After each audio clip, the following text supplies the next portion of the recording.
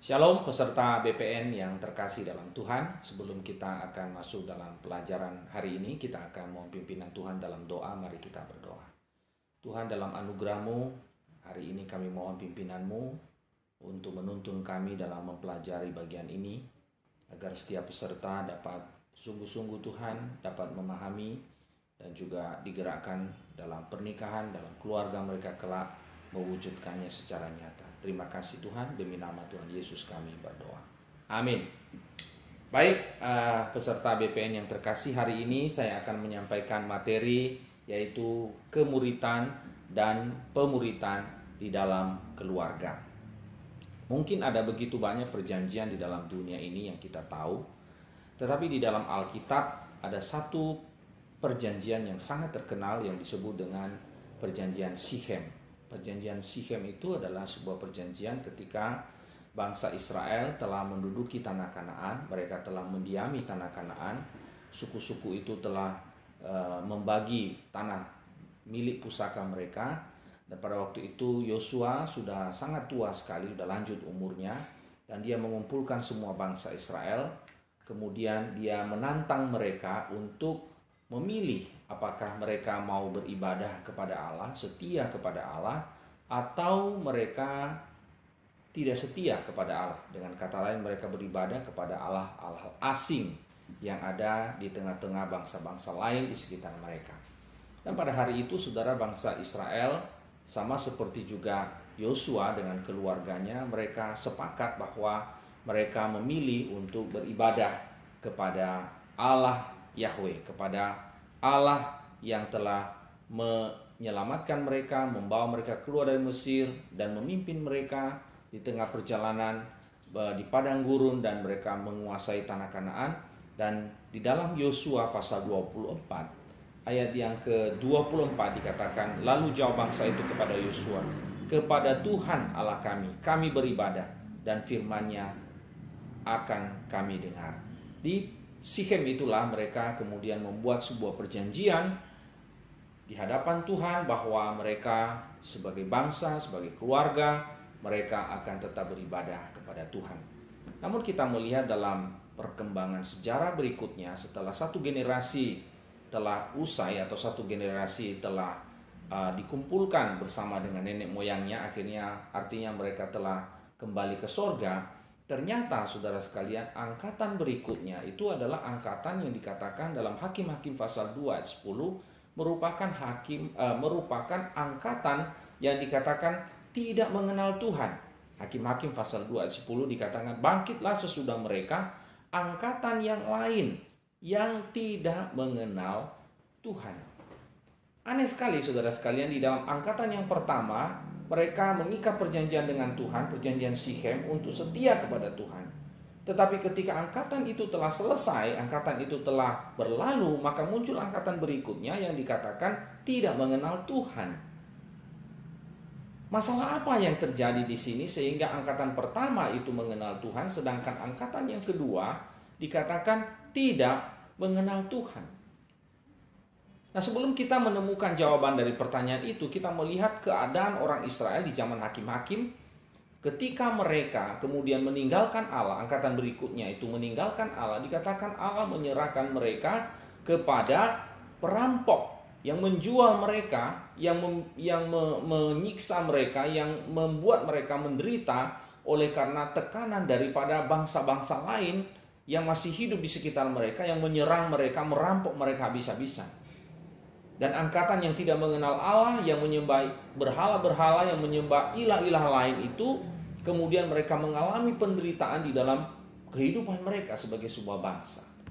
Nah, kembali kepada pertanyaan yang pertama tadi, kenapa angkatan berikutnya ini adalah angkatan yang tidak mengenal Tuhan? Jawabannya sangat simpel sekali, saudara. Jawabannya adalah karena angkatan sebelumnya, angkatan yang membuat perjanjian di Sichem itu, adalah angkatan yang tidak melakukan pemuritan. Mereka tidak memuridkan angkatan berikutnya. Dengan kata lain, mereka tidak memuridkan keluarganya, mereka tidak memuridkan anak-anaknya, bahkan cucu generasi berikutnya. Nah, inilah yang fatal. Inilah yang sangat-sangat berbahaya sekali. bagi kelanjutan keturunan bangsa Israel yang mendiami tanah Kanaan. Nah, di sini kita belajar satu hal yang sangat penting sekali tentang warisan iman.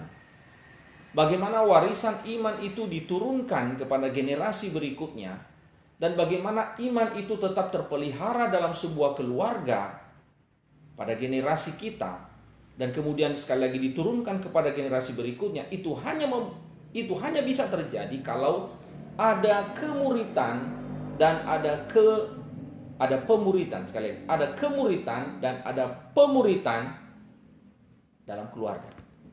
Nah, saya akan jelaskan nanti dua pengertian ini, kemuritan dan pemuritan. Generasi yang pertama dalam perjanjian di Sikhem itu telah gagal di dalam memuridkan generasi berikutnya, sehingga kita melihat generasi berikutnya itu tidak mengenal Allah. Baiklah, saudara-saudara yang saya kasih dalam Tuhan, kita akan melihat ada dua kata penting di situ, yaitu pemuritan dan kemuritan. Saya akan jelaskan apa itu pemuritan dan mengapa pemuritan itu sangat penting sekali. Nah, pemuritan itu adalah bagaimana kita menjadikan seseorang itu menjadi murid Yesus, menjadi pengikut Yesus, mengenal Allah. Nah, ini saudara sekalian tidak terjadi secara otomatis, tidak terjadi secara instan, tidak terjadi kemudian tiba-tiba ujuk-ujuk, tidak, saudara. Ini melalui sebuah proses, dan proses itu adalah disebut dengan pemuritan. Kita memuridkan orang lain untuk menjadi murid Yesus. Nah, ini sesuai dengan amanat agung Kristus dalam Matius pasal 28 ayat 19-20. Kita sudah kenal bagian firman Tuhan ini, pergilah jadikanlah semua bangsa muridku. Tuhan Yesus menginginkan bahwa kita sebagai murid-muridnya memuridkan orang lain yang belum menjadi murid atau tidak murid menjadi murid Tuhan. Dan itu tugas kita. Itu Matius pasal 28. Ini adalah amanat Tuhan, perintah Tuhan yang sangat penting yang kita tidak boleh abaikan. Berikutnya saudara sekalian, bagaimana seorang kepala keluarga, bagaimana sebuah keluarga memelihara iman, menjaga supaya keluarganya itu tetap terpelihara di dalam iman kepada Allah, itu merupakan tugas pemuritan. Sehingga iman itu tidak hanya terjadi dalam generasi sekarang, tapi juga pada generasi berikutnya, dan generasi berikutnya, dan generasi berikutnya, seterusnya. Nah, inilah pemuritan. Nah, mengapa pemuritan itu penting? Mengapa pemuritan itu penting? Tidak hanya karena ini perintah Tuhan, tidak hanya karena kita ingin mewarisi iman kepada generasi berikutnya, atau mempertahankan iman di dalam keluarga kita. Tetapi pemuritan itu sangat penting sekali karena kita sudah menjadi atau mengalami kemuritan di dalam Tuhan. Kita sudah menjadi murid Tuhan, kita sudah mengenal Allah, kita sudah mengasihi Allah di dalam hidup kita. Kalau kita belum mengasihi Allah, kalau kita belum mengenal Allah, kita tidak akan mungkin bisa membawa anggota keluarga kita, istri kita, anak-anak kita untuk mengenal Allah seperti kita. Sama seperti kalau kita misalnya makan bakso di satu tempat, lalu kita merasakan bahwa bakso itu enak, tentu kita akan membawa orang lain atau memperkenalkan bakso itu kepada orang lain, supaya orang lain juga bisa makan bakso yang kita sudah makan itu. Demikian juga dengan kita. Kita tidak akan mungkin membawa orang menjadi murid Yesus kalau kita tidak pernah mengalami kasih Tuhan, mengalami anugerah Tuhan di dalam hidup kita. Ini sangat penting sekali. Maka saya sangat menekankan kepada anggota BPN ini supaya Anda berdua, pasangan demi pasangan, sungguh-sungguh di dalam Tuhan, mengenal Tuhan di dalam hidupmu. Nah, ini kita akan masuk ke bagian yang kedua. Tadi ini pemuritan, bagaimana kita membawa orang menjadi murid Kristus. Maka yang kedua adalah kemuritan. Jadi pemuritan, sekarang kemuritan. Apa itu kemuritan, saudara sekalian? Kemuritan itu adalah satu bagian yang sangat penting di dalam kehidupan kekristenan kita. Kita tidak akan mungkin memuridkan orang lain kalau kita tidak menjadi seorang murid lebih dahulu. Maka kita harus menjadi murid lebih dulu, baru kita memuridkan orang lain. Omong kosong kalau kita mau memuridkan orang lain, kalau kita belum menjadi murid Yesus terlebih dahulu. Sama seperti orang jual obat di pinggir jalan, Dia mengatakan obat ini cespleng, obat ini bisa mengobati semua orang, tapi obatnya nggak pernah dia minum. Sama seperti seorang yang teriak di terminal, mengatakan Surabaya, Surabaya, Surabaya, Surabaya. Tapi dia tidak pernah pergi ke Surabaya. Kita harus mengalami Kristus dalam hidup kita. Kita harus mengalami kemuritan lebih dahulu, maka kita akan bisa memuridkan orang lain. Nah, ini penting sekali. Jadi kemuritan itu sebenarnya adalah upaya kita atau sesuatu yang menjadi sebuah habit kita atau sebuah bagian kehidupan kita yang tidak terpisahkan dari hidup kita, menjadi murid Yesus dari hari demi hari, keseharian kita. Itu kemuritan, saudara. Kemuritan itu adalah menghidupi apa yang kita imani dalam hidup kita, dalam tiap-tiap hari, dalam segala musim, dalam segala keadaan hidup kita. Kita menjadi murid Tuhan yang taat kepadanya, yang mentaati firman-Nya, melakukan firman-Nya, intim dengan Dia, dekat dengan Dia, mengasihi Dia. Itu yang disebut dengan kemuritan. Nah, pertanyaan saya adalah, apakah kita sudah mengalami kemuritan di dalam hidup kita? Ini pertanyaan yang sangat penting sekali. Saya dengan istri sangat bersyukur kepada Tuhan. Sebab dari waktu ke waktu perjalanan kemuritan kami terus diproses oleh Tuhan. Dulu kami mungkin kalau saat teduh itu sendiri-sendiri. Tapi jujur sejak ikut IDMC kami mencoba untuk melakukan satu terobosan yang baru. Untuk bertumbuh bersama di dalam Tuhan, dan kami belajar untuk merenungkan firman Tuhan berdua, saat teduh berdua. Menggali firman Tuhan berdua. Bahkan kadang-kadang kami juga ketika kami berdoa bersama, kami menangis bersama. Ketika kami membaca firman Tuhan, kami sharing satu sama lain, kamu dapat apa, saya dapat apa. Dan kadang-kadang ketika kita menggali firman Tuhan itu ada saja berkat yang kita alami, dan itu bisa membuat kita kemudian menangis. Wow, amazing, firman Tuhan itu luar biasa memberkati kita berdua. Nah, saya katakan saudara sekalian, mempersiapkan firman Tuhan, mempersiapkan khotbah itu berbeda dengan kita merenungkan firman Tuhan. Beda. Kami mengkhususkan waktu kami bukan untuk mempersiapkan khotbah. Kami memberikan waktu kami 1 jam, kadang-kadang 2 jam untuk berdoa, membaca firman, menaikkan pujian, dan sharing satu sama lain. Dan kami bisa mendengarkan keluhan, mendengarkan isi hati kami, isi hati satu sama lain.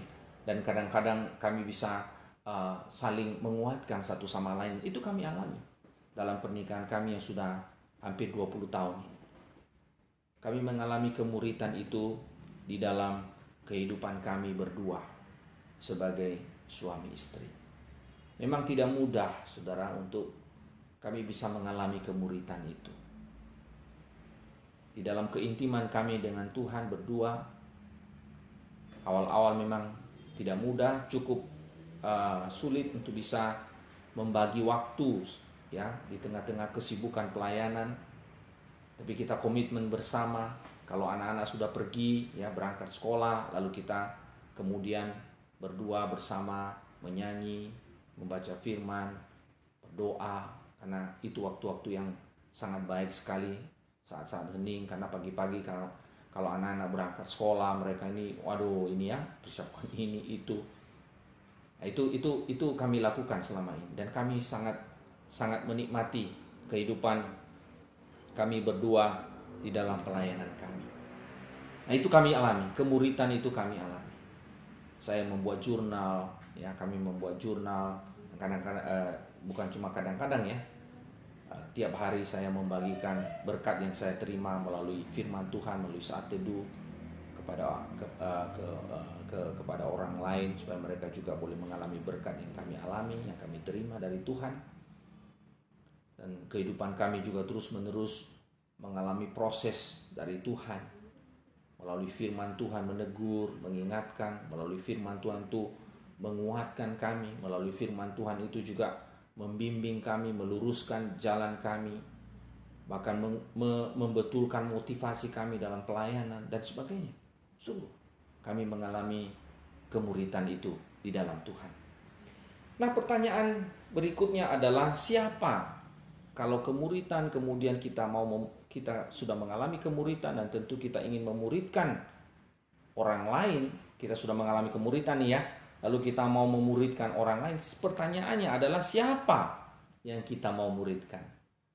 Ini satu pertanyaan yang belum pernah saya pikirkan sebelumnya. Sampai pada akhirnya saya ikut IDMC, kemudian membaca buku-buku Edmundson dan juga buku-buku pemuritan yang lain. Jelas sekali saudara, dari Alkitab mengajarkan kepada kita bahwa siapa yang kita muridkan itu bukan semua orang. Perhatikan. Tapi orang-orang tertentu. Bukan semua orang, tapi orang-orang tertentu. Tuhan Yesus itu mengasihi semua orang. Tetapi hanya orang-orang tertentu yang dia muridkan. Tuhan Yesus memberi makan 5.000 orang. Tuhan Yesus mengajar banyak orang, ya kan? Tuhan Yesus melakukan mujizat ini dan itu kepada banyak orang. Tapi kenapa tidak semua orang? Aneh sekali. Dia hanya memuridkan orang-orang tertentu. Hanya 12 murid. Dia memilih 12 murid. Nah, kita ini juga memang mengasihi semua orang. Kita tidak boleh membeda-bedakan orang. Tapi Tuhan menginginkan kita yang sudah jadi murid ini memuridkan orang lain. Orang lain itu adalah orang-orang tertentu. Nah, orang-orang tertentu itu siapa? Orang-orang tertentu itu adalah orang-orang yang ada di dalam keluarga kita. Anggota-anggota keluarga kita.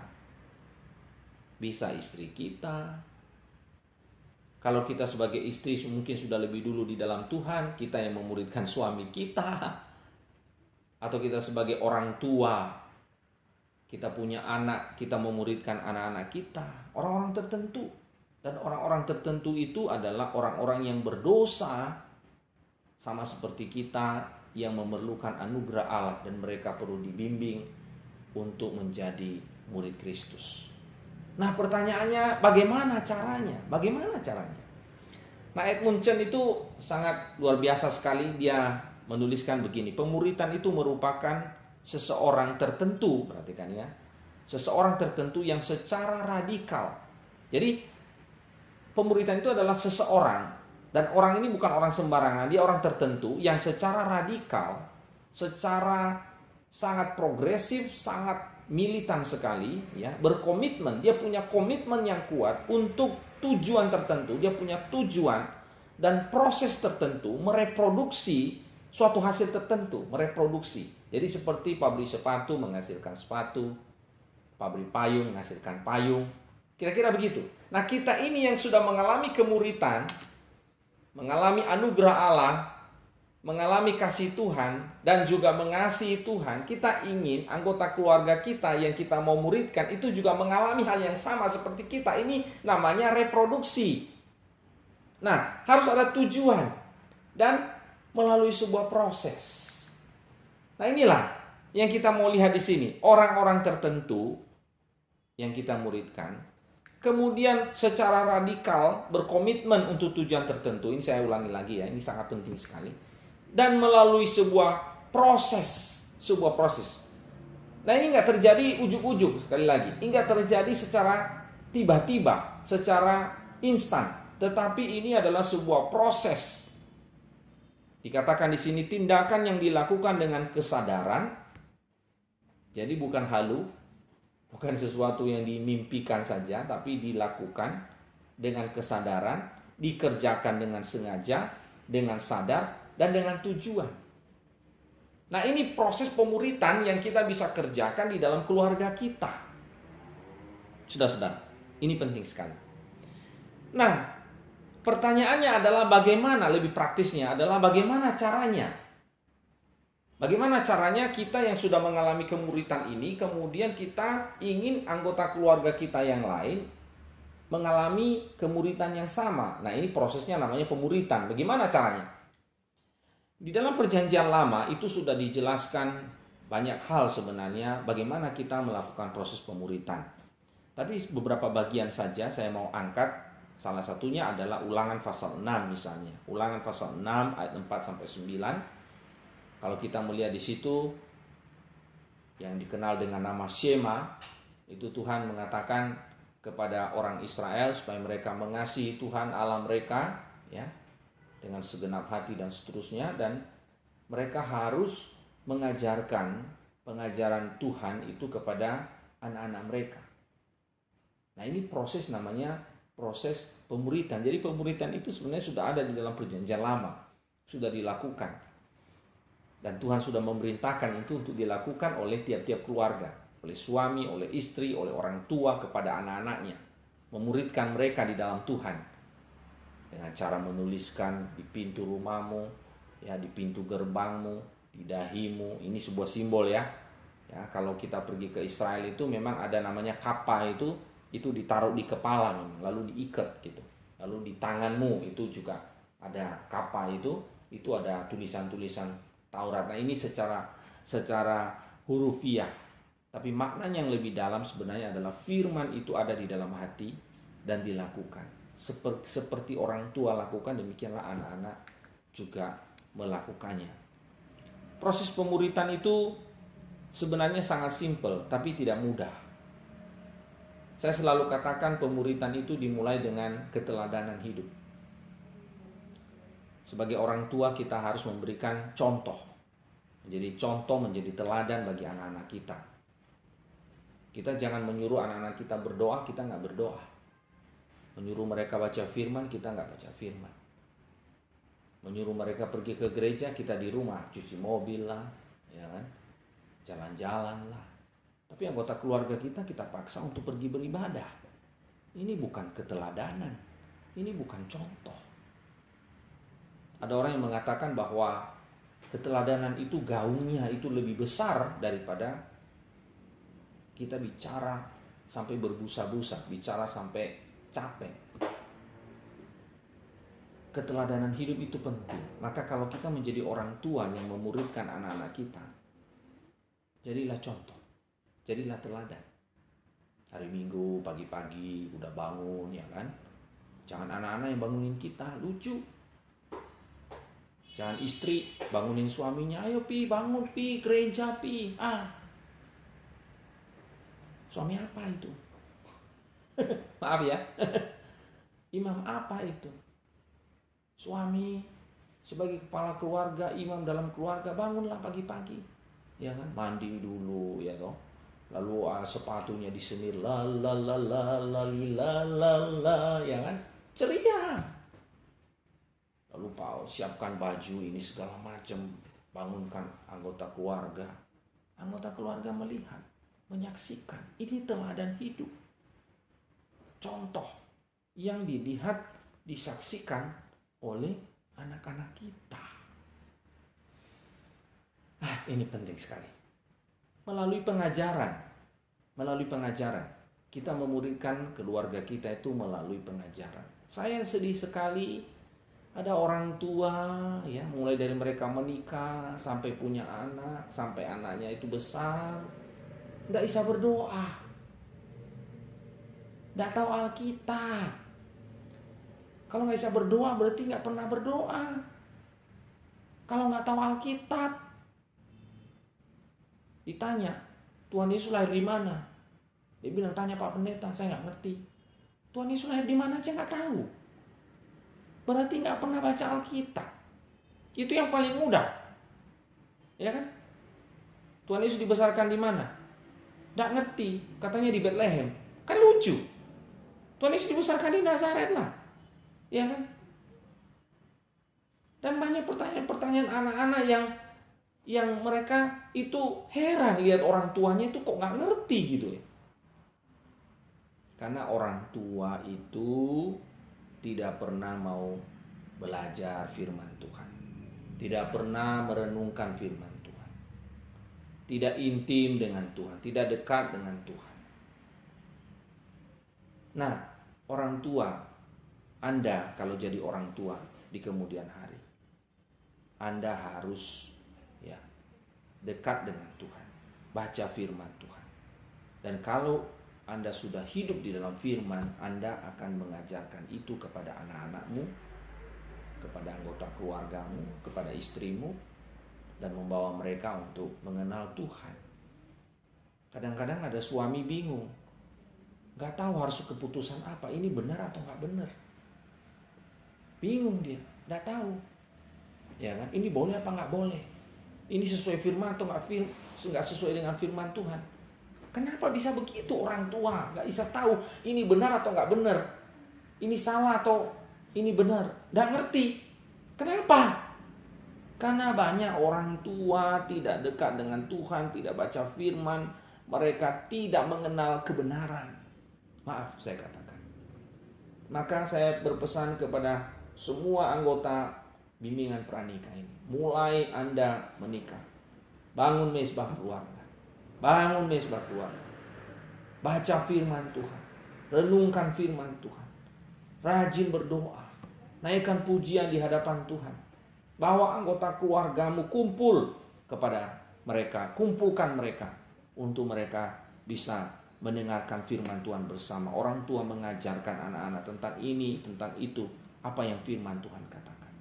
Ini saya nggak bicara ini, oh ini cuma keluarga pendeta. Enggak. Semua orang Kristen. Namanya murid. Semua orang yang disebut sebagai murid Yesus. Mereka harus memuridkan anak-anak mereka. Untuk apa?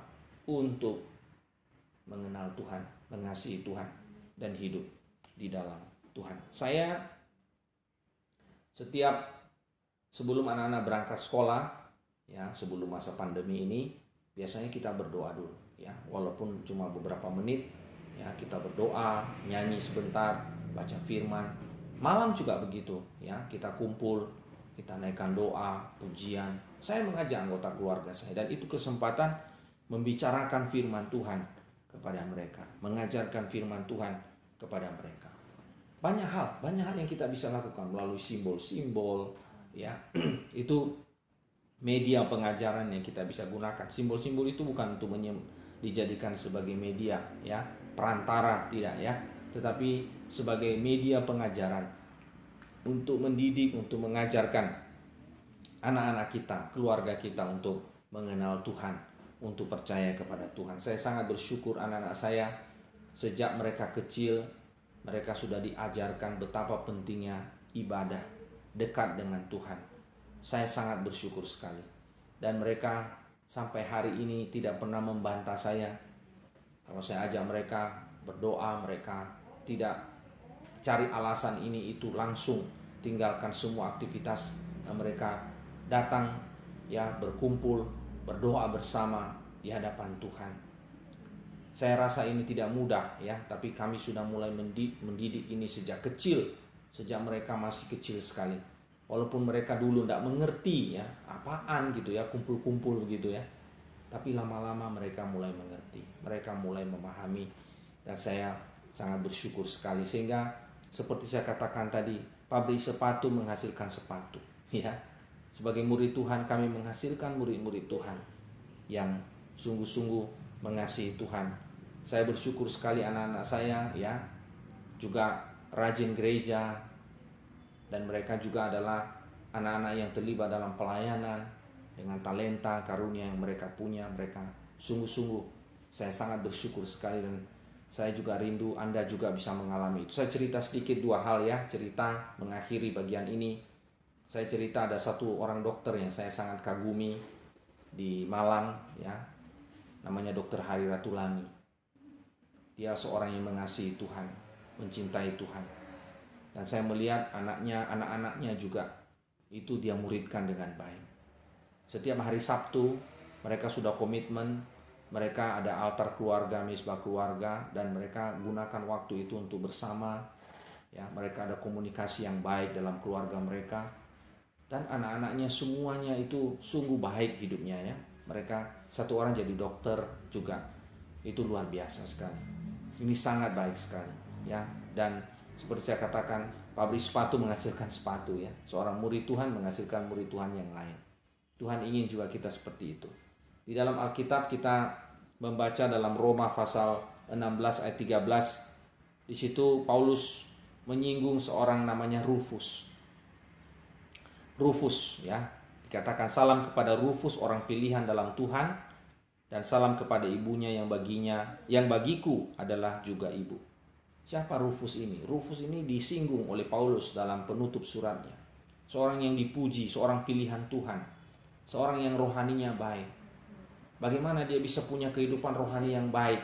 Di situ dikatakan kepada ibunya, tentu karena ibunya yang mengajar dia, membimbing dia untuk menjadi seorang murid Tuhan yang mengasihi Tuhan dan sangat berguna dalam pelayanan pekerjaan Tuhan di kota Roma. Dan bagaimana seorang ibu ini seperti ini bisa mengasihi Tuhan seperti ini sehingga membawa anaknya juga mengasihi Tuhan. Itu tidak lepas dari seorang ayah. Siapa ini Rufus ini? Kalau kita membaca dalam Markus pasal 15 ayat 21, dikatakan pada waktu itu lewat seorang yang bernama Simon, orang Kirene, ayah Alexander dan Rufus, yang baru datang dari luar kota, dan orang itu mereka paksa untuk memikul salib Yesus. Ternyata Rufus ini saudaranya Alexander, dan Alexander dan Rufus ini anaknya Simon orang Kirene. Simon orang Kirene ini yang memikul salib Yesus, menyaksikan penyaliban, memikul salib itu, melihat Yesus mengalami penderitaan sampai di atas kayu salib. Wow, luar biasa. Seorang yang bagi banyak penafsir melalui perjumpaan dia melihat peristiwa penyaliban, dia memikul salib Yesus itu. Dia boleh mengenal Yesus, dia percaya kepada Yesus, dan kemudian dia membawa berita kabar baik itu, memuridkan juga istrinya, dan istrinya memuridkan anaknya Rufus. Luar biasa, satu keluarga boleh mengenal Tuhan. Saudara-saudara yang dikasihi Tuhan, hari ini sebagai akhir daripada BPN ini, saya mengingatkan kita kembali betapa pentingnya kemuritan dan pemuritan. Yang pertama, alami kemuritan dulu di dalam Tuhan. Dan yang kedua, ketika engkau sudah mengalami kemuritan di dalam Tuhan, bawalah anggota keluarga, muridkanlah mereka. Itu proses pemuritan namanya, supaya mereka juga boleh menjadi murid Kristus yang hidupnya memuliakan Tuhan. Saudara sekalian, saya banyak menyaksikan kegagalan orang tua. Mereka tidak bisa memuridkan anak-anak mereka. Akhirnya anak-anaknya itu hancur, berantakan. Mereka hanya bisa mewariskan kekayaan kepada anak-anak mereka. Mereka memang mewariskan banyak sekali uang, harta. Tapi ingat, kalau mereka tidak di dalam Tuhan, uang yang begitu banyak, itu dalam waktu cepat itu akan habis, akan ludes, tidak bisa dipertanggungjawabkan. Uang yang banyak tidak bisa digunakan untuk memuliakan Tuhan. Alangkah menyedihkan sekali. Maka sebelum itu semua terjadi, sebelum semua terlambat, mulai dari awal pernikahan, Anda berdua harus betul-betul punya visi yang sama, hidup dalam kemuritan dan mengalami kemuritan itu, dan membawa keluarga kalian, anak-anak kalian untuk mengalami pemuritan, menjadi murid-murid Tuhan juga seperti Anda berdua. Saya doakan Tuhan memberkati kita semua. Mari kita sekali lagi berdoa. Tuhan, mohon kemurahan-Mu, berkati seluruh pasangan ini yang akan melaksanakan pernikahan mereka. Tuhan, tolong mereka agar pernikahan ini menjadi pernikahan yang menyenangkan hati Tuhan, sehingga pernikahan yang menyenangkan hati Tuhan itu adalah pernikahan di mana Tuhan hadir berkarya dalam kehidupan pernikahan mereka. Tidak hanya pada awal mereka menikah, tapi selanjutnya, seterusnya, sehingga mereka juga bisa menghasilkan generasi-generasi penerus yang sungguh-sungguh takut akan Tuhan. Terima kasih Tuhan, berkati firman-Mu, berkati pelajaran ini bagi setiap kami. Demi nama Tuhan Yesus kami berdoa. Amin. Shalom.